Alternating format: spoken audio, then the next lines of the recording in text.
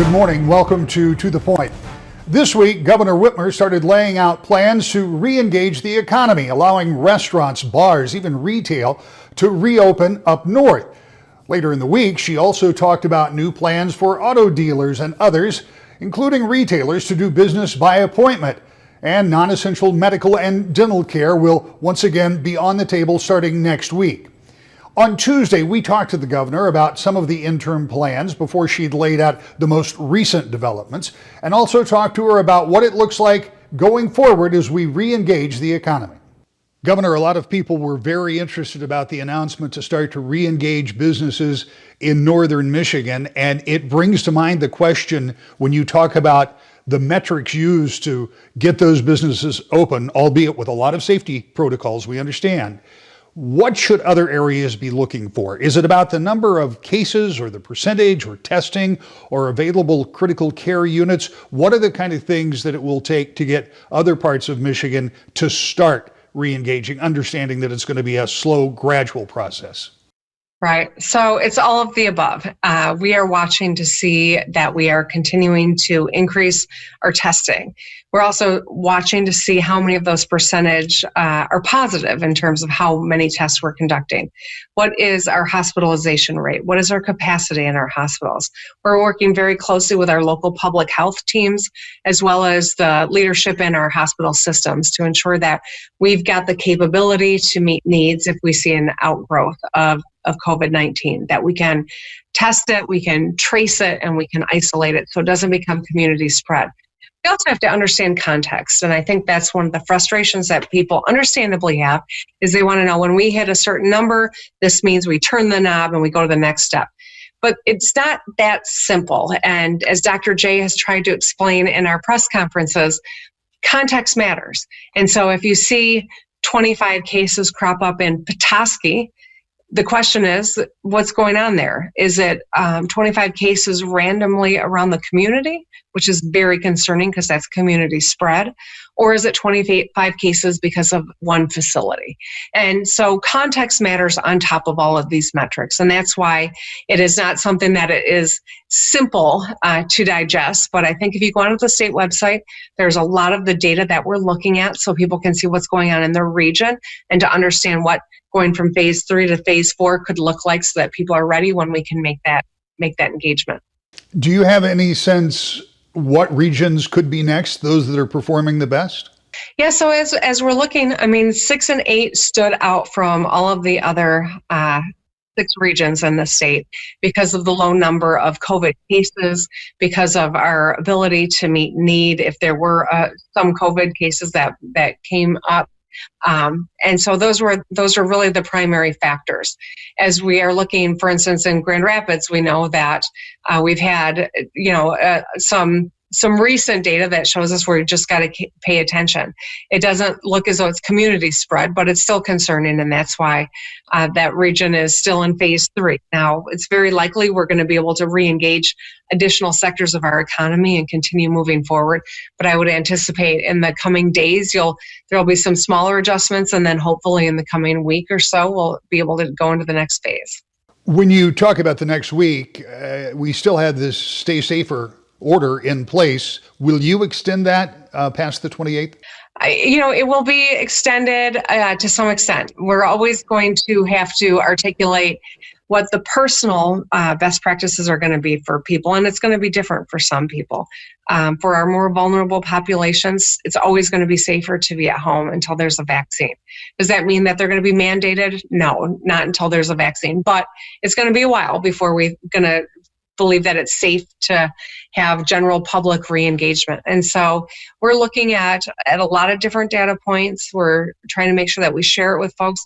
But I think a message that I would hope every business owner is hearing is that now is the time to start familiarizing yourself with the best practices, if you haven't already, so that you can keep your employees safe and your customers safe as well.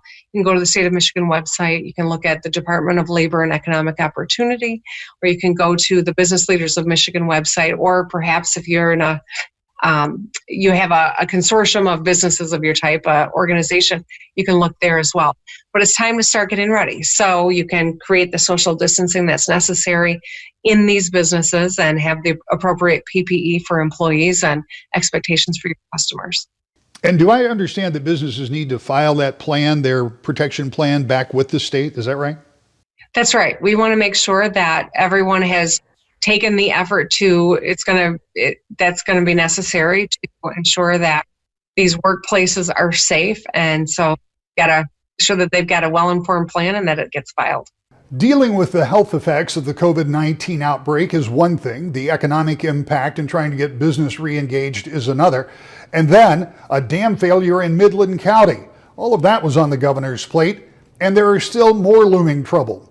We talked with Representative Mark Huizenga, a Republican from Walker, about what's next for the school aid fund that's taking a big hit because of tax revenue shortages. Representative, one of the things we know is that the response to the coronavirus, the COVID-19, that has closed so many businesses, put so many people out of work, has had major impact on individuals' finances, but it's also impacted state finances. I want to talk to you as part of the group that puts together the education budget, what you found out in last week's revenue estimating conference in terms of how short the state may be when it comes to educating our kids. Well, you're right, Rick. And when we look at what's happened to our economy, you just can't shut down the entire state for 2 months. Now, it doesn't mean everything was shut down. There's still revenue coming in. And what you referenced, the consensus revenue estimating conference, talks about what exactly we should expect. But recognizing there are some gaps here, because normally the correct when it occurs, it's going to have the details from the sales tax and the income tax that are collected normally in April. That wasn't there. So the folks that were on the call, they gave their best estimate for it. And by some counts, it looks like there may be $1 billion shortfall. And that's just for the school aid fund. And talk about the size of the school aid fund. How much is in the school aid fund? So that gives us some perspective of what $1 billion loss looks like. Well, it depends on how we exactly look at it. You know, the school aid fund, it encompasses many different funds altogether. But, you know, some estimates are out there, various percentages. But we look at this in a per pupil basis. And on the onset, it really looks like something close to $600 or $700 per pupil. Now, having said that, I think it's important to note that as appropriators, it's our job to make sure that we put all the right dollars in the right place at the right time. That means that we are committed to education, and education is really one of the backbones of what we have in the state. And it's really critical that we work tenaciously to make sure that we do everything we can to ensure that the students have the best education as possible. One of the problems for schools is not just what's happening now. Obviously, they've all been pressed into service doing distance learning and trying to kind of get up to speed, trying to put together curriculum and all of that. They still have the payrolls that they had in the past, even if they don't have the buildings open that they did have. And we're getting very short in this school year. So if you had to make significant cuts in this school year, it would be very hard for districts to absorb them because that budget, their budget, ends the end of June, right? Yeah, that's right. It'd be a very difficult task, and I guess that's why I say that we are committed to finding as many resources to pull together to keep our schools as whole as possible. But recognize, Rick, that we're dealing with very uncharted territories here. This year aside, we don't know what next year is going to look like. We don't know what the future is going to look like for a potential second wave. But I think if you look at what's happening with our economy, we're seeing a big shift. We're seeing a shift from the traditional workplace environment to so many people being unemployed, and there's a tremendous amount of dollars that are coming in through unemployment right now. So that's why when we look at the numbers, I think it's probably a little bit artificially high, where we see that the numbers are probably going to be better than they would have been had the federal government not stepped in and really provided that additional $600 in revenue that's going to come towards individuals each week. And it's going to be a problem moving forward. The truth of the matter is that no one knows. No one really knows when this is going to end. We don't know when it's going to look like, if there's going to be a second wave. We don't really know what the estimated revenue is actually going to be. And that's why at the revenue estimating conference. We talked about having potentially a third one, which is unprecedented at some point in time, probably either August or September. That's way the tax returns will have been submitted, and we'll have a better idea at that point in time what things look like. I have been in close contact with all the superintendents in my district, from Granville to Kent City to Rockford. Each and every one of those has expressed a tremendous amount of concern for preservation of the integrity of our education system and how we can maintain that. And to your point earlier, the distance learning itself is problematic. I would say this: I think that so many of the schools have pivoted very quickly to provide the distance learning, came up with unique solutions to transport materials to their students. And I heard about it this week on calls with superintendents from my district. When you think about that federal government component, we know that the governor has urged, the president has urged the congressional delegation to try to get that fourth wave of the stimulus out. We also know that there are some problems with that over in the Senate. How much does the state's financial welfare depend on the federal government doing more still than they have already? You know, Rick, I think that's a great point, and many have talked about the fact that we should rely on Congress to provide additional dollars towards the states. I know that back in 2008 there was an additional bill that provided dollars back to schools to help backfill that. The probability of that happening, I don't know. How much it would look like, we just don't know. Again, we're operating in times of significant uncertainty.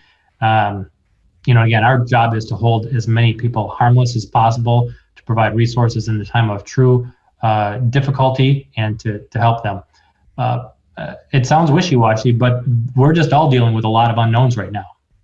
When you talk to your school districts, when you're out talking to superintendents or the educators on the front line, how do they think this response has gone to just literally flipping a switch and one night schools are closed, and within a few days, maybe a couple of weeks in some cases because it was around spring break, but within days they were thrust into this distance learning. Have you gotten any feedback from them on how they think it's working? Yeah, I think that the school districts, when I talk to the superintendents, they really have a broad variety of different solutions that they've had. Some of the problems that came up are nothing new. Issues like not having good broadband for the entire district. On a call that we had this week earlier, it talked a little bit about just Kent County and how the broadband is deployed throughout our county. There are vast swaths of our county that don't have great broadband, and so some of that distance learning is more challenging. And I think that if you look at the younger students, those in the lower elementary, a lot of times, even though you may have access to technology, it's a very difficult thing for a student to learn how to sit and pay attention to an iPad or a computer. It's challenging, and I would say that a lot of people don't like it. But the reality is, I think that they pivoted quickly. They were able to deploy these resources. Then you get the teachers. Teachers that I've spoken to said that they've worked very hard to find really unique ways and creative ways to keep the students' attention. But the reality is, it's a very difficult way to learn. Most of us don't learn probably best on even things like a Zoom call like we're having right now, Rick. People are hands-on learners, and they like to have the books in their hands and things like that too. But at the same time, when we have difficult times, it calls for challenging measures, and I think the districts and the teachers have really stepped up to the plate. Coming up next, in a normal year, these shows would be dominated by presidential politics, but this is not a normal year. More about politics in the new normal next. To the Point. Welcome back to the Point. Well, we're right in the middle of a presidential cycle, though you may not know it. Yes, the president was in Michigan, and we have heard, of course, about some of the campaigning that's going on virtually, but everything has changed. The big rallies are gone, and what does it look like from the perspective of somebody who is in charge of helping to win some races? Well, the chairman of the State Democratic Party, Lavora Barnes, talked to us about that. Well, let's begin this conversation by talking about politics not as usual. You may be a little ahead of some of your counterparts in other states because at least you got your primary in here in Michigan. But Madam Chairman, when we go forward, what does this look like? What are the processes going on now to, for example, select delegates? Because having gatherings of people to do that can't be done, right? That's exactly right. Because of COVID-19, this global pandemic that we're all dealing with at home, hopefully safely, washing our hands and social distancing, we've had to figure out how to do most of the party's business virtually. So in order to elect our delegates, we've put together a virtual voting system that allows folks to actually use a lovely Google form to vote for delegates for National Convention. And we're going to work on virtually putting together our meetings and calls so that we can continue to do the work of the party, but safely from our homes. But this is usually such a hands-on personal thing, particularly for the delegate selection and when you're doing caucuses at the local level and then further up. So this has really got to be a big change for not just the party, but for the people participating. It is. We allowed our candidates who are running for delegate to submit a video and a personal statement that we shared on the ballot that we sent around to all of our members to vote so they could get a little flavor of who they're voting for. But you're right. Generally, this is something that happens in person where folks spend time face to face having conversations about why they should represent the state at the national level at the convention. And this time we've had to do it all virtually. But lots of folks submitted some terrific videos with a lot of great personal information and a lot of excitement for their candidates. So I think it went well. When you look ahead then to the national convention, it's already been moved, but are they making plans at the national level to also do at least some of that remotely? Because I was at both conventions 4 years ago, and these big arenas are packed full of people. Yes. That doesn't seem very conducive in this era. So are there plans to do parts of that virtually? So at the national level, the Rules and Bylaws Committee actually just met, I want to say last week, to change the rules to allow us to do the voting part of our national convention remotely if we need to. All these positions are being put in place in case the DNC and the DNCC are continuing to work toward a national convention that is in person but safe. But if we figure out that we can't do it that way, at least the rules have been changed so that folks can vote remotely and we can still get the work of the convention done. What does this do to a presidential campaign? Because they rely so heavily on being able to get a candidate out and the springboard from the conventions. Candidates almost always get a bump after that big exciting night when they accept the nomination in front of a cheering crowd. All of that may not happen. Certainly the travel by the candidate is not happening much right now. So how does that change the complexion of that race? It's such a different way to run a campaign. We've all had to adjust to it. We're all so accustomed to those big meetings and big rallies that give us all of the energy and excitement, enthusiasm on the ground. We've had some terrific virtual meetings where hundreds of folks have come together. I did one just a few weeks ago with Dr. Jill Biden, where there was a terrific turnout of folks who left fired up and ready to get on the phones and talk to voters about this election and the importance of voting. So we'll continue to do that kind of work as long as it's necessary for the safety of the voters and our volunteers. I hope at some point we get ourselves under control in terms of this virus in a way that will allow us to go back to more of the traditional campaigning, but we're all going to have to find different ways to connect with folks and different ways to gin up that excitement. It seems to be working so far. Folks here in Michigan, at least, are enjoying being able to connect with candidates and their party via the virtual means, and we're using them as much as possible. You talk about those touch points with voters, and you can do it by phone, you can do it obviously by text, you can do it through social media. So you have a lot of contact points, and that's on a national level. But I have been thinking about folks running for the state house, and I know you and your party put a premium on picking up seats in the state house if you can during this cycle. But that is really traditionally a hands-on, door-to-door. I mean, knocking doors becomes kind of the badge of honor when it comes to try to winning a state house. How is that going to look different? It's very much a badge of honor. I spent many years working in the state house, as you know, and love to count those doors numbers and try to beat everybody else. It's important. But what our candidates have done is switch to making phone calls. And here's the thing, because we're all following the governor's orders and staying at home and staying safe, folks are at home to receive those phone calls. So I'm hearing great reports from candidates about having terrific contact with voters in their homes, on the phones, and I think that sort of work will continue for our state house candidate. I think folks should pick up your phone because it's very likely that your candidate or your state representative is giving you a call to talk about this election, to talk about what's happening in your community and why it's important for all of us to be participating in this election cycle. I know we're all just making our way through and kind of figuring out things as we go. The way I try to figure out broadcasting from home, the way you try to figure out running elections remotely. But do you think, and I wonder this for our business, but I wonder for yours as well, do you think this experience, however long this goes on, of having to do things in different ways will change our approach when the time comes that hopefully we don't have to practice all this social distancing. We don't have to practice doing everything remotely.